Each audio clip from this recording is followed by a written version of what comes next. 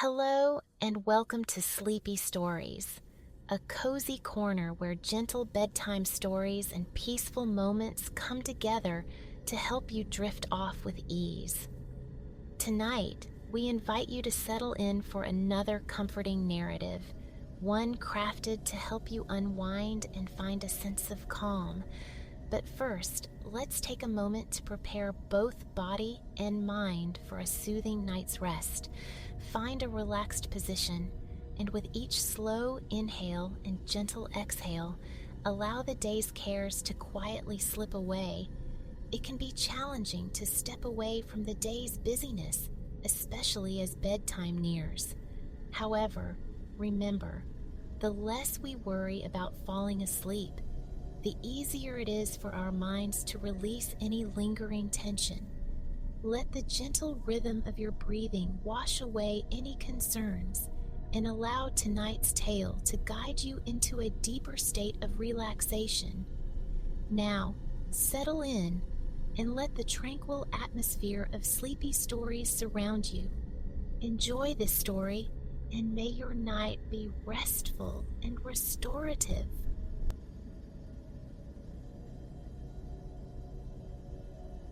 Wood smoke, a ghost of fragrance, weaves through the air, tangling itself inextricably with the darker, richer scents of chocolate and brewing coffee. Outside, snow descends, a silent collaborator crafting the perfect stillness. Between gloved hands, you cradle a ceramic warmth, the heat from the mug of cocoa seeping into your palms. A gentle tide flowing inward, banishing the chill. You lift the vessel, inhaling deeply, sweetness kissed with an unexpected whisper of mint. Here you sit, nestled within a peculiar cafe in Finland's far north, the Sami heartland known as Lapland. Snow claims this realm for more than half the year, a consequence of its station above the Arctic Circle. These protracted winters sculpt a unique existence, life and culture deeply interwoven with the long polar nights and the omnipresent snow. The cafe itself occupies a traditional kota, kin to a log cabin, yet distinct with its acutely angled, almost triangular roofline, converging above a substantial stone fire pit dominating the central space. Polished picnic-style tables, hewn from timber, are scattered across the floor. The ambient warmth is sufficient for the turtleneck hugging your frame, though your heavy winter coat rests on a wooden rack nearby. From behind the counter drifts the rhythmic clinking of crockery. A woman immersed in washing up. Murmurs surround you, a tapestry of tongues, English, Finnish, Russian, Spanish, threads of conversation from locals and fellow wanderers drawn to this wondrous Finnish expanse. Low-slung yellow lights, suspended from metal fixtures dispersed throughout, cast a moody, rustic luminescence upon the scene. Through the window pane, the day already surrenders to dusk. Light lingers stubbornly short in these latitudes. Still, vestiges of color streak the sky as your gaze drifts over the wintry tableau. Fresh snow falls, flakes drifting with an almost deliberate slowness onto the thick, immaculate quilt blanketing the earth.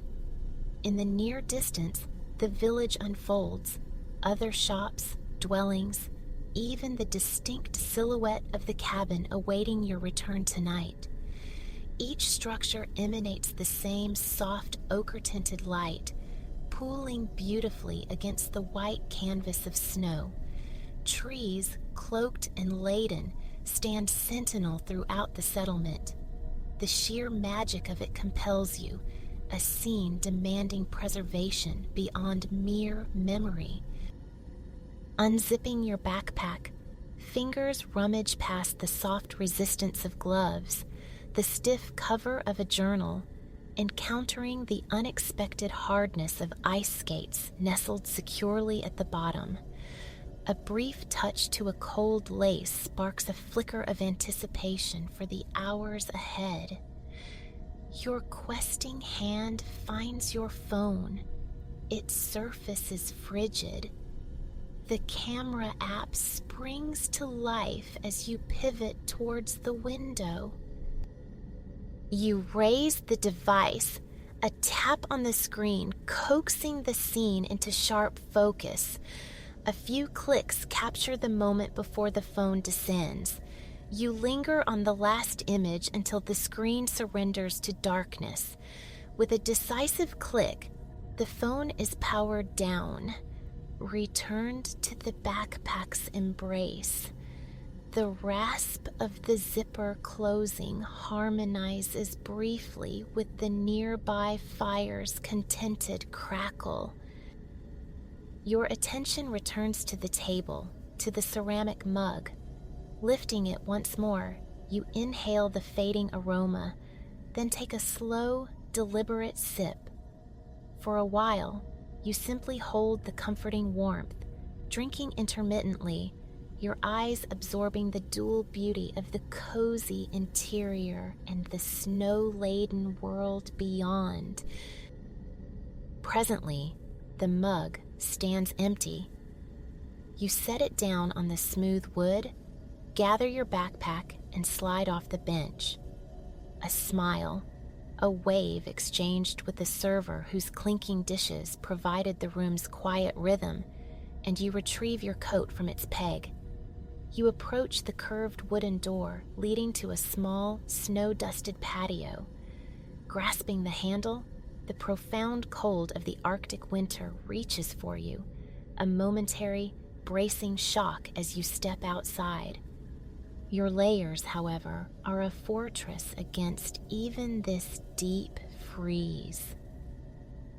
Before venturing further, you pause, sinking onto a bench tucked beneath the eaves, sheltered from the still falling snow.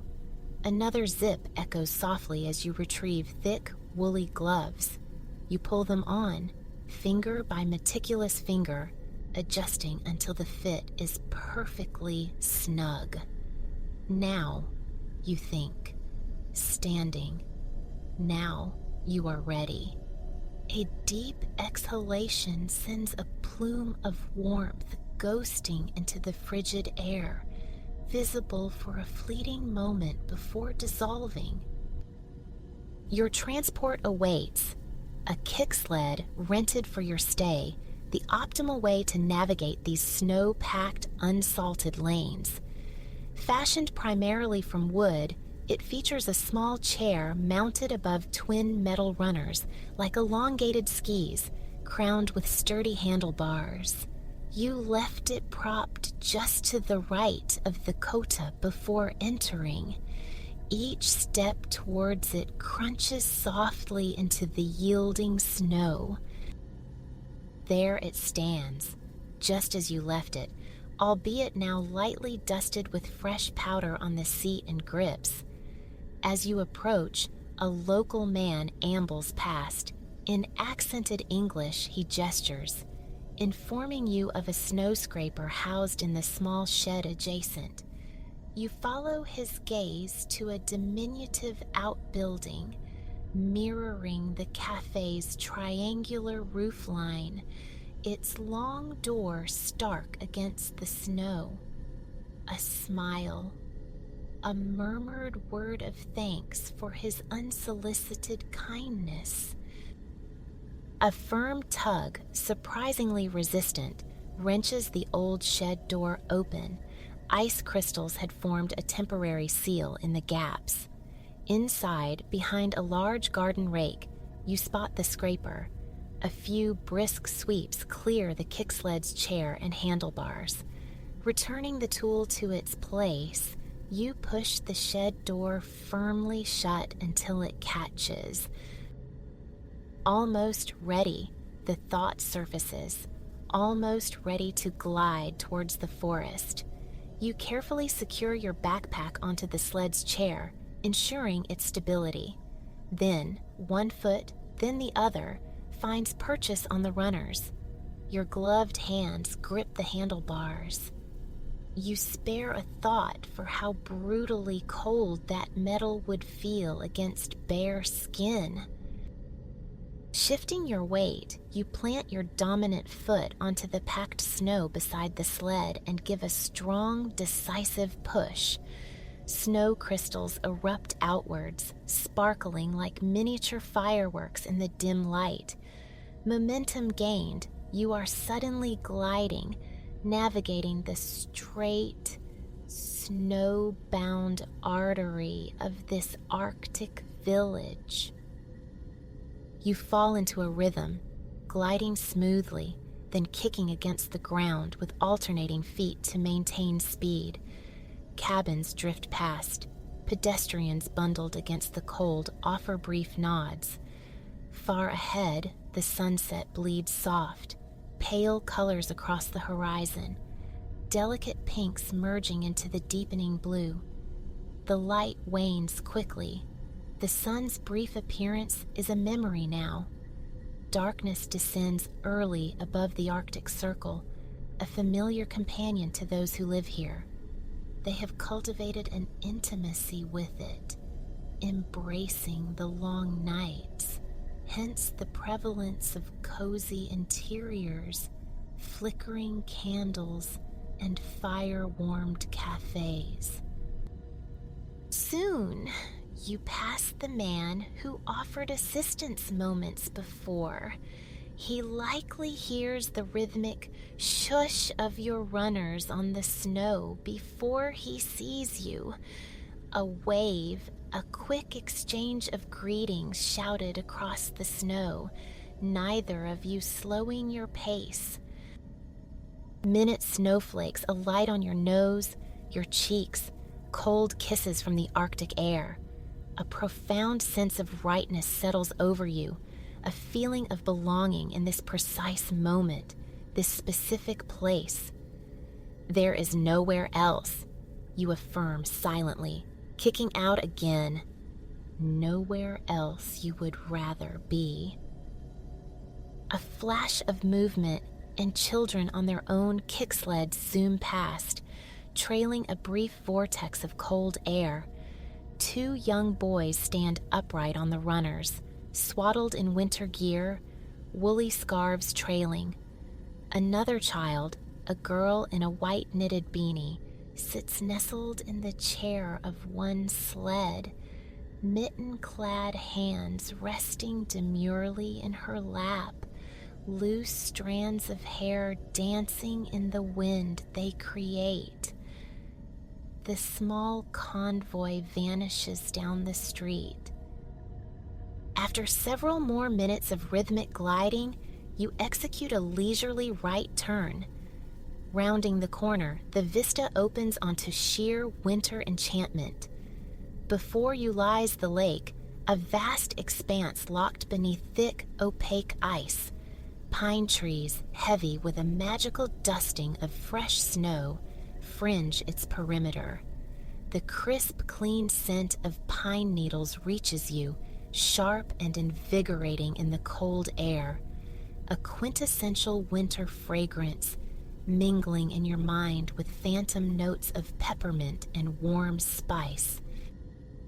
The sun has now fully relinquished its hold.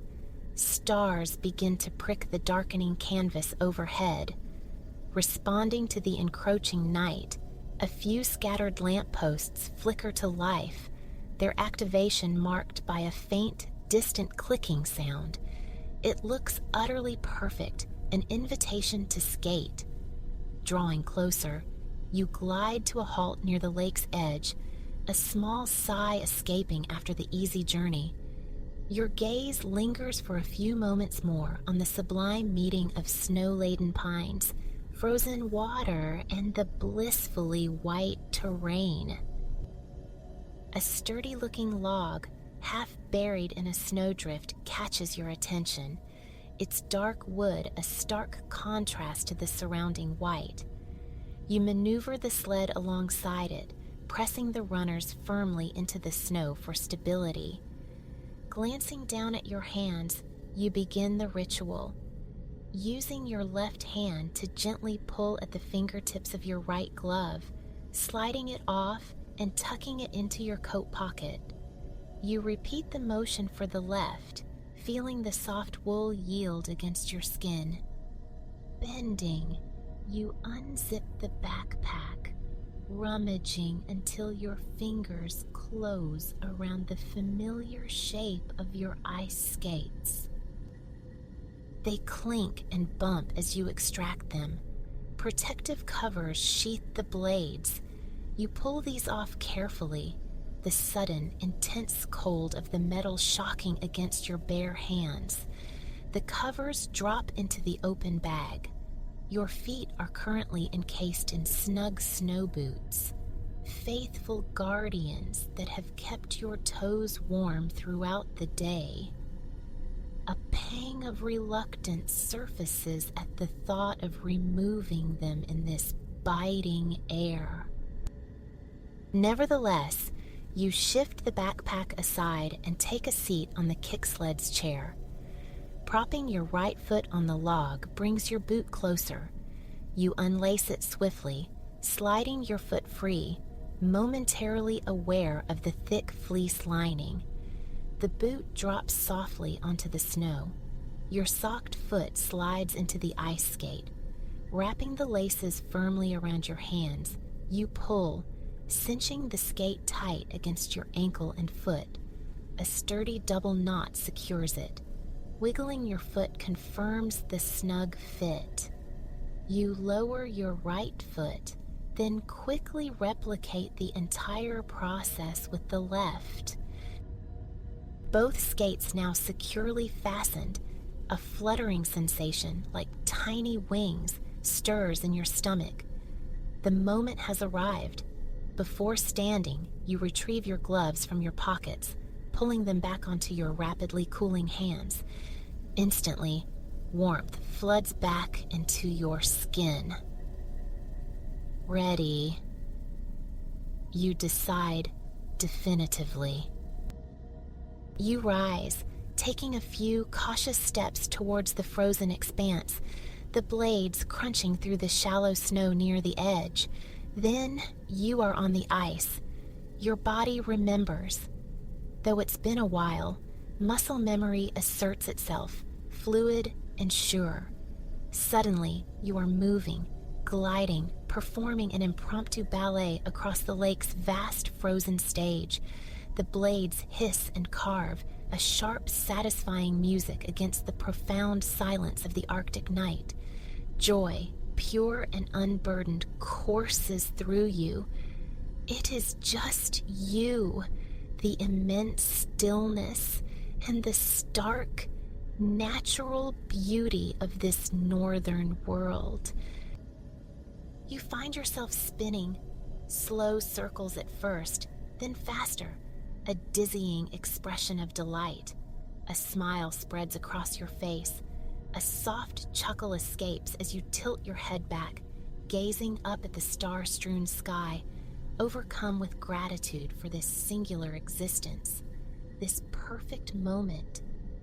As you look up, a large, distinct snowflake drifts down, landing precisely on the tip of your nose, prompting another giggle. It feels as though the day cannot possibly hold any more perfection. You continue to skate, surrendering to the intoxicating sensation of freedom. Playfully, you experiment with simple figures, turning, even attempting to skate backward. It takes a moment to find the rhythm, the balance, but soon it feels surprisingly natural, hips swaying gently as you zigzag in reverse across the ice. After a few minutes of this backward exploration, you turn forwards again, the crisp air rushing past your face, sharper now. The temperature has noticeably dropped since sunset. It makes you think of the moon. Slowing your glide, You scan the heavens again, searching. There, you whisper, spotting it, a slender crescent, yet luminous against the deepening indigo. Nearby, a steady, bright point of light captures your attention. Venus, unmistakable, planet-like in its unwavering glow, unlike the twinkling stars. As your eyes trace the faint patterns of constellations adjusting to the darkness, something else begins to manifest, a subtle shift in the sky, like a luminous fog coalescing. You squint, focusing intently. Then a soft, involuntary gasp escapes as the ethereal mist deepens, intensifying into a breathtaking, vibrant green. The northern lights, Aurora Borealis. You are witnessing it. Ribbons of emerald light sway and ripple across the star-dusted expanse, their fluid movements seeming to echo the dance you were just performing on the ice below. The lights shimmer, pulse. One section burns a near neon green from which tendrils extend, softening as they undulate and drift. Yet, despite the celestial motion overhead, time itself feels suspended. You're unsure if you're still gliding or standing perfectly still, utterly transfixed, gazing upwards. It feels as though you've slipped the bounds of ordinary space and time, mesmerized by the otherworldly colors, the silent, luminous performance unfolding so close, it feels almost tangible. Instinctively, you reach a gloved hand towards the heavens, an unconscious gesture towards the impossible. Then, as swiftly as it appeared, the light pulses one last time and fades, drawing closed like celestial curtains at a performance's end. A tingling sensation suffuses your entire body as you stand, suddenly aware again of your skates on the frozen lake. You feel intensely alive, yet simultaneously calm, serene, profoundly moved by the spectacle. Nothing like it, you think. The words inadequate. Nothing compares. So grateful to be here, now, on this day. Slowly, almost reverently, you glide around the lake one final time, your mind replaying the ephemeral dance of the aurora. Then, you steer towards the edge, towards the log and your waiting belongings, stepping carefully off the ice, sending tiny shards skittering from beneath your blades. Back on the snow-covered bank, you sink onto the kicksled's chair. Your fuzzy boots wait patiently. Bending, you untie the skates, pulling them off one by one, setting them aside. Your feet slide back into the welcome embrace of the boots. You lace them comfortably tight. Standing, you turn, brushing off stray snowflakes that settled on your shoulders during your skate. Picking up the skates, you feel their surprising weight in one hand while the other digs out the blade covers from your backpack. You carefully press the covers back onto the blades, then deposit the skates inside the bag, letting out a quiet sigh of contentment. One last zip secures the backpack. Now, you pull the kick sled back onto the main path, ready for the short return glide to the heart of the village. Back on the runners, you push off, speeding along the snow-covered track. The evening hasn't driven everyone indoors. Other locals and visitors are still out, enjoying the crisp night air. You notice they share a similar aura, a quiet luminescence about them. You imagine your own face reflects the same inner glow. Sledding past a small group, you overhear snippets of conversation. They're talking about the northern lights. A private smile touches your lips, thinking of the privileged, solitary view you were granted from the secluded lake. Soon, your cabin comes into view. You guide the sled alongside several others parked near the entrance. There's no need for locks or chains here. Trust hangs in the Arctic air as palpably as the cold. A couple of shallow steps lead up to the cabin door. You softly kick the toes of your boots against the risers, dislodging accumulated clumps of snow. At the threshold, you scrape your soles vigorously against a snowflake-patterned doormat before turning the knob and stepping inside. The small cabin opens into a common area where a few guests can congregate around a blazing fireplace. Your eyes are drawn to the crackling flames, spotting a couple seated close together, nursing steaming mugs. Tendrils of steam rise as the woman takes a sip. As the door clicks shut behind you, she glances your way, offering a brief, warm smile before her gaze returns to the hypnotic fire. Heading down the short hallway, the wooden floorboards groan companionably beneath your weight. Moments later, you reach your room. A cozy sanctuary awaits. A large bed draped in thick blankets, rustic wooden furniture. In one corner stands a small potted pine tree, perfuming the air with its clean, resinous scent. You slip off your boots near the door and flick a switch by the bed.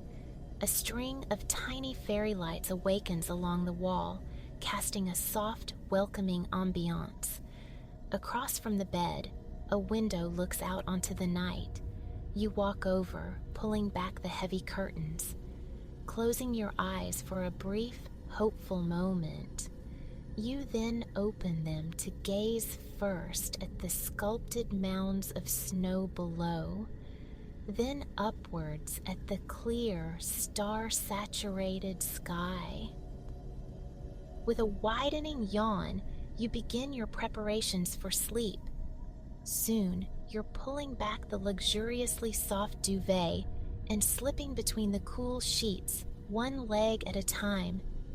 You plump the pillows, then lean across to the bedside table to extinguish the fairy lights, and then, impossibly, magically, through your window, you see them again.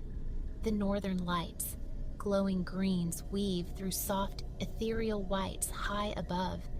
The lights move with a slow, languid grace, as if dancing and humming a silent lullaby. Time stretches, marked only by the celestial shimmer. Before long, your eyelids grow heavy, resisting the effort to stay open. You blink, slowly, softly, consciousness blurring at the edges.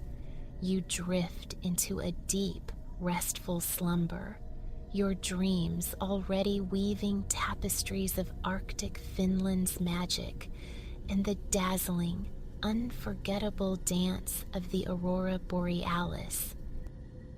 An evening steeped in Provençal warmth settled over the lanes of the little city, a languid stillness breathing through the air. Here, in this sun-kissed corner of southern France, Arles drowsed.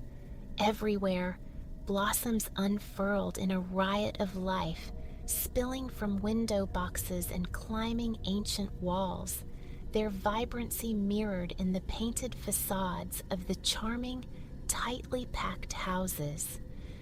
A cheerful rivalry seemed to play out between architecture and nature, each vying to outshine the other in sheer brilliance.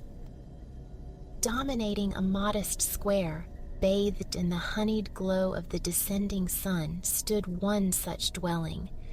Its walls, the color of churned butter, were punctuated by shutters of startling emerald green.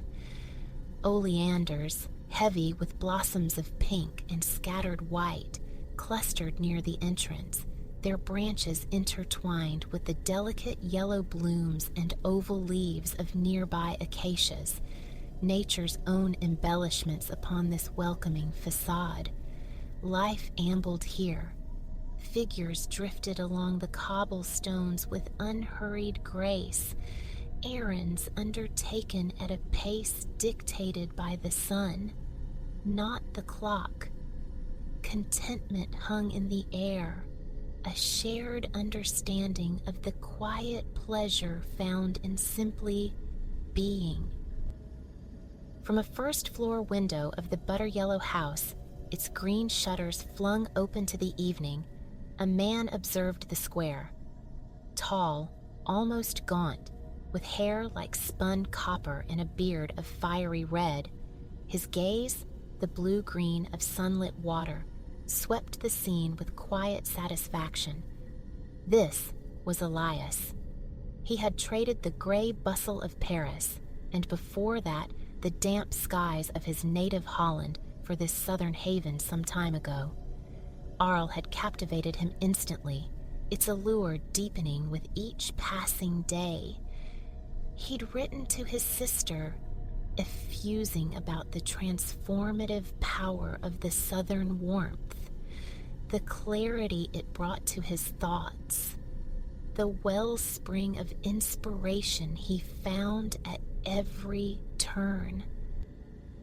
Elias lived to paint. Though recognition remained elusive, the act itself was his lifeblood.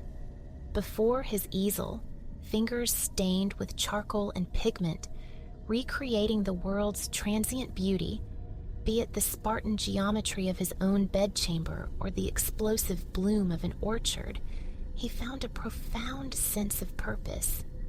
These recent months had been particularly fruitful.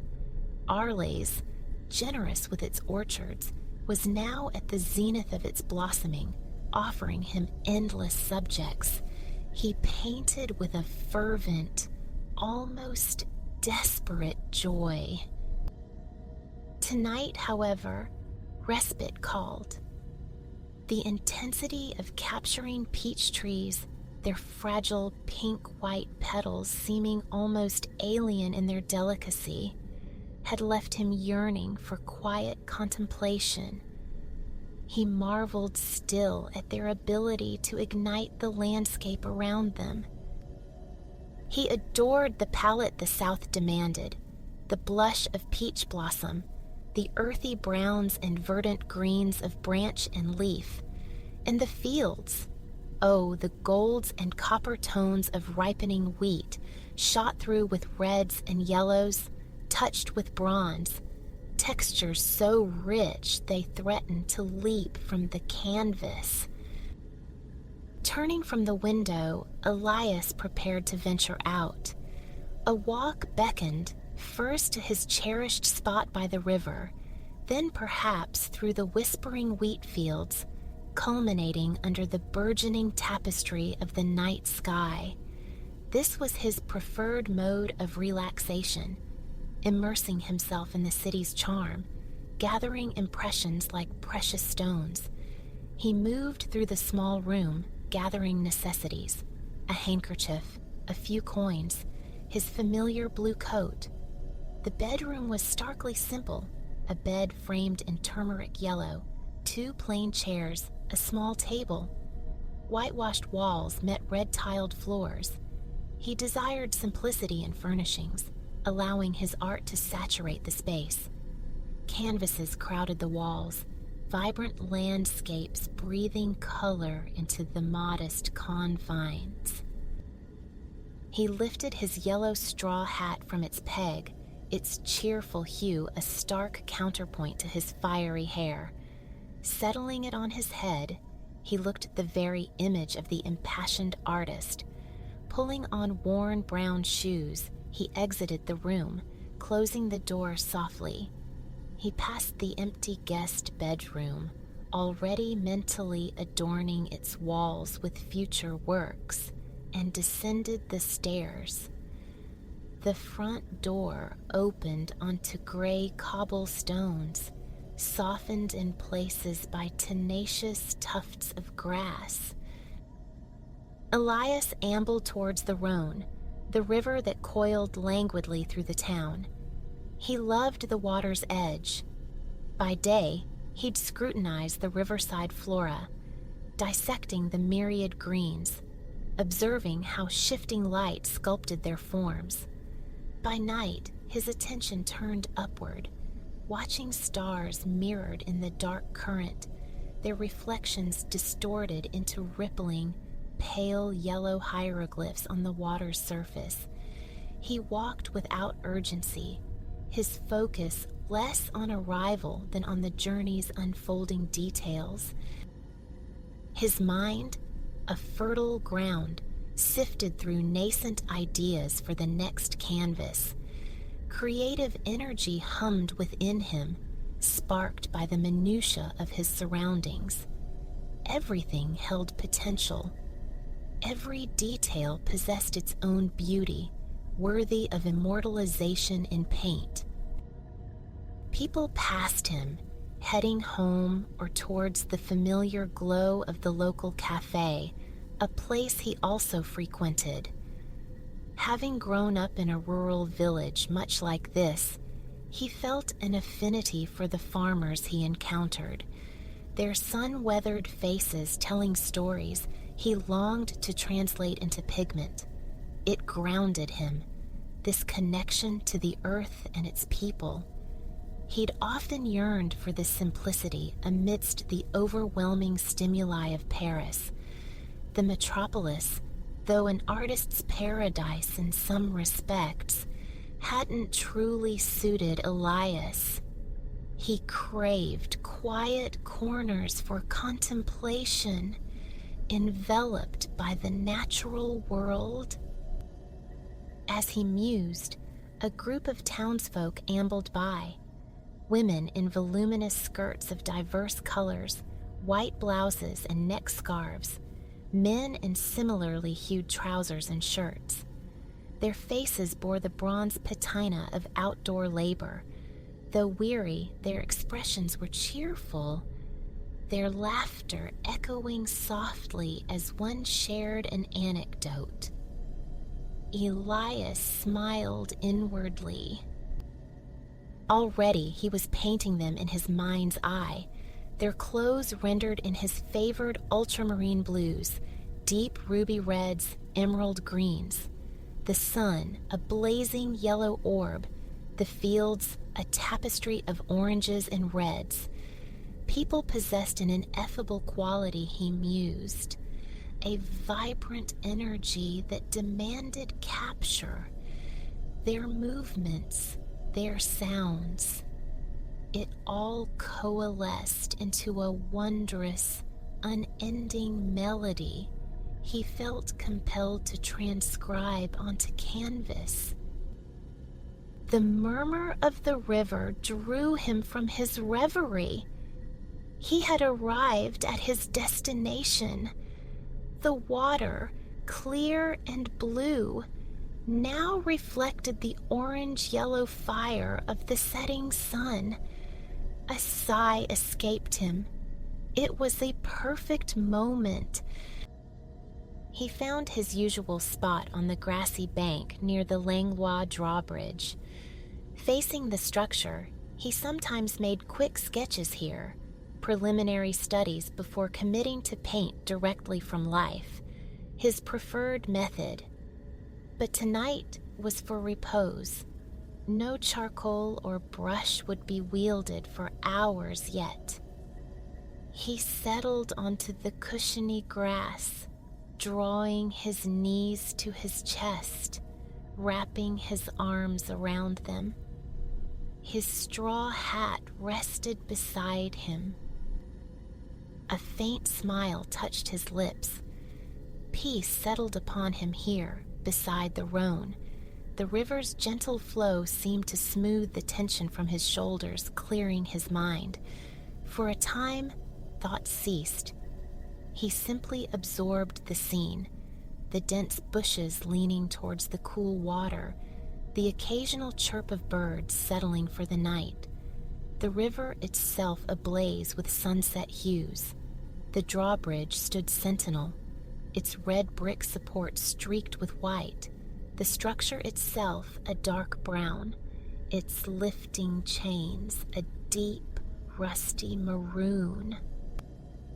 Elias admired its simple elegance, its perfect integration into the landscape, poised above the sun-dappled water. The colors resonated, a harmonious chord. This river had flowed long before his arrival, he reflected, and would continue its timeless journey long after he departed. Its eternal movement captivated him, mirroring the permanence he craved for his art. Perhaps, someday, someone would gaze upon his painting of this very view, and the river before them now would remain unchanged. He sat, lost in this contemplation. The Rhone held him utterly spellbound, his breathing synchronized with the river's current, his chest rising and falling in rhythm with the water burbling over submerged stones. The grass was soft beneath him. A light breeze stirred his red hair. Closing his eyes momentarily, he savored the coolness on his skin. He began to paint the scene internally, reconstructing it in his unique visual language. He pictured his brush, its handle stained with a history of colors, poised above a blank canvas. The bridge first, built with careful, precise lines. Nut-brown columns materialized in his mind, followed by the burnt sienna strokes defining the thin chain links. Brick by brick, red and white, his imagined strokes grew freer, looser. He favored a bold style, short, thick strokes laid side by side, creating an image that pulsed with latent energy. Next, the river. Cobalt blue swirled with white, stroke upon stroke, mimicking the water's glide, flowing across the imagined canvas as the real river flowed over rocks. Then, the vegetation, jade, emerald, moss green, applied with circular dabs here, rapid vertical slashes there, brown mixed with green, a scattering of tall ochre reeds. A smile flickered across Elias's face. The mere act of mental painting filled him with quiet ecstasy. He opened his eyes. Darkness had deepened. The sun had slipped below the horizon. Though he could linger, watching evening bleed into night, the thought of a warm drink, perhaps a bite to eat, appealed. He decided on his usual cafe. He liked their coffee, and its position on the street allowed him to either engage with the passing parade or retreat into his own thoughts. Casting a final glance around, he stood, replaced his hat, and turned back towards the town, making a silent promise to return soon. The cafe spilled its light onto a narrow lane. Patrons occupied various spaces. The lively back room echoed with the clatter of billiard balls. The terrace offered glimpses of the night sky, and just outside, small tables and chairs invited observation of the street life. Elias chose an outdoor table and ordered coffee. While waiting, he studied the cobblestones, noting their similarity to those near his yellow house. The cafe itself glowed yellow under the gas lamps, seeming almost alive, imbued with movement and depth. This light spilled onto the street, transforming the gray stones into a rich, unexpected purple. Houses lined the lane, most fronted by rows of trees. His vantage point offered a perfect view of both the terrestrial scene and the celestial one unfolding above. Stars were beginning to prick the darkening fabric, emerging one by one like shy diamonds. Sipping his warm coffee, he contrasted this scene with the riverside tranquility. This was everyday life, a simple cafe, a street, houses. Yet, in Elias's mind, yellow, purple, gray, brown, and blue were already churning, coalescing, fixing this mundane view into something extraordinary. The gaslight reflected yellow in his blue-green eyes. To an onlooker, he might have seemed entranced, but within him, a blank canvas was undergoing a profound transformation. The stars overhead shimmered with lemony light, striking him as utterly magical. Finishing his coffee, Elias left the cafe, heading towards the wheat fields near his home. An old, beloved mill stood just beyond them. He favored the fields at night for their unobstructed view of the heavens. Here, space allowed him to lie back and surrender to stargazing for as long as he wished.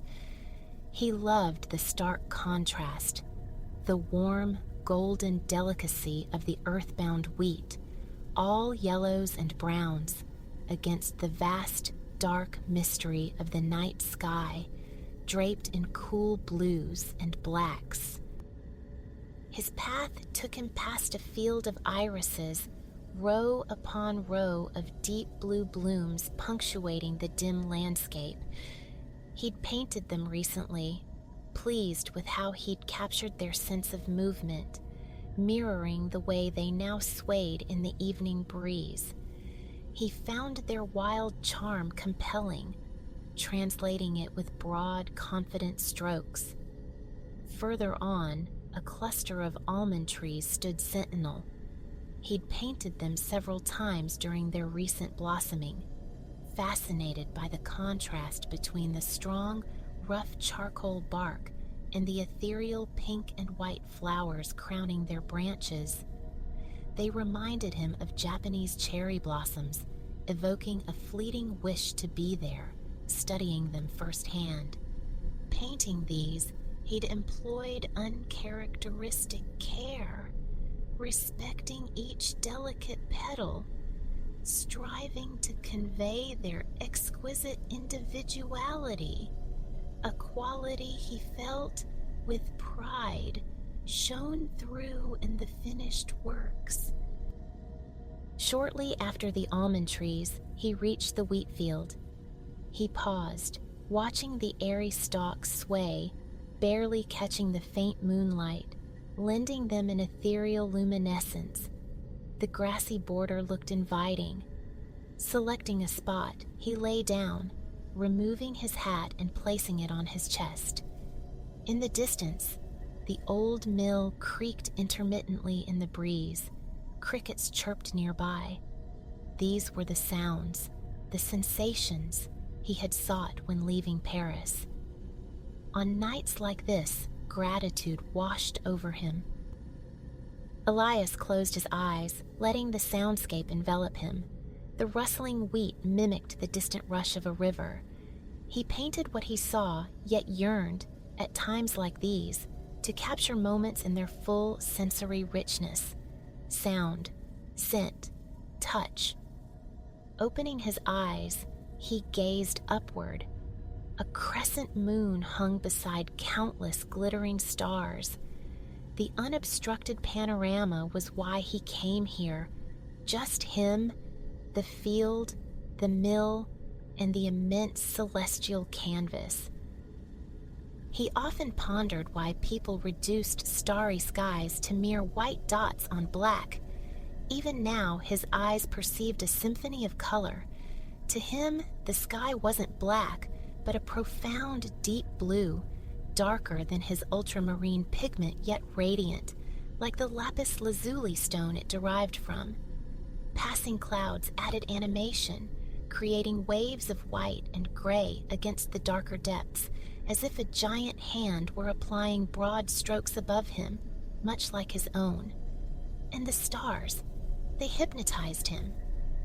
Not white, but golden, pink, emerald, scarlet, gemstones scattered across dark blue velvet. While the stars felt magical, mysterious, the moon offered a comforting presence, its warm, pale yellow glow like that of an old friend. He frequently contemplated painting the night sky, overwhelmed by the emotions it evoked, yet always hesitated, postponing the attempt. One day, he promised himself, he would capture it, perhaps with cypress trees brooding over the Rhone, or, as it appeared now, presiding over the silent wheat fields. Lying in bed, he often rehearsed it mentally, envisioning the colors, the strokes needed to replicate its otherworldly presence exactly as he perceived it.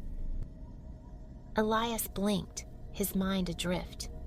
His eyes mirrored the starlight above, just as earlier they had reflected the sunset in the Rhone. Images began to swirl behind his closed eyelids. Immense, radiant yellow stars, the eternal river, delicate pink blossoms fluttering on the breeze, swirling bands of cobalt and ultramarine mingling with white and orange, long shapes of dark green.